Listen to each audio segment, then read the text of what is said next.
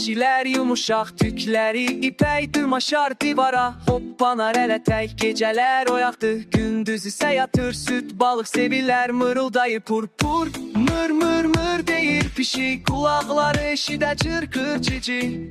Oyuncaqla oynar tək, dost olar sənə gülərək. Oğlum mım mım mım deyir pişik, kulaqları eşidə çırpır cici. Oyuncaqla oynar tək, dost olar sənə gülərək.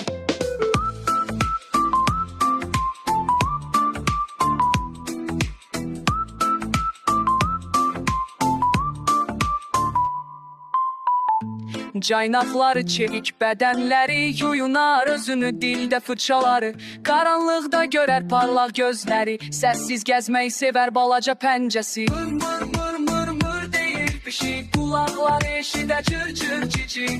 Oyuncaqla oynar tək, dost olar sənə gülərək.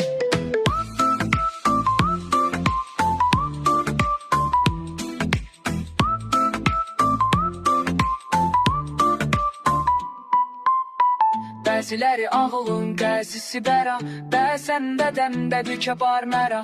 İşlər ağın, belki dancalın, bekdə saxma sədə olalasınca.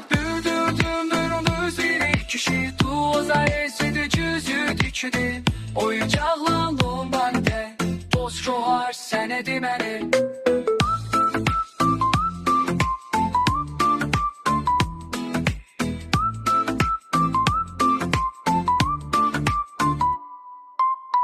Bəciləni alır, bəzisi qara, bəzən bədənində ləkə var dara.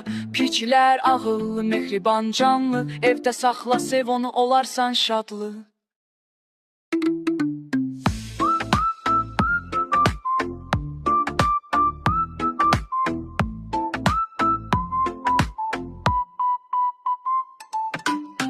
Mır mır mır mır deyir pişik, kulaqları eşidə çır çır cici. Oyuncaqla oynardı, dost Kemala sənə dilərək. Deyib pişik, kulaqları eşidə çır çır cici. Dost olar sənə gülərək.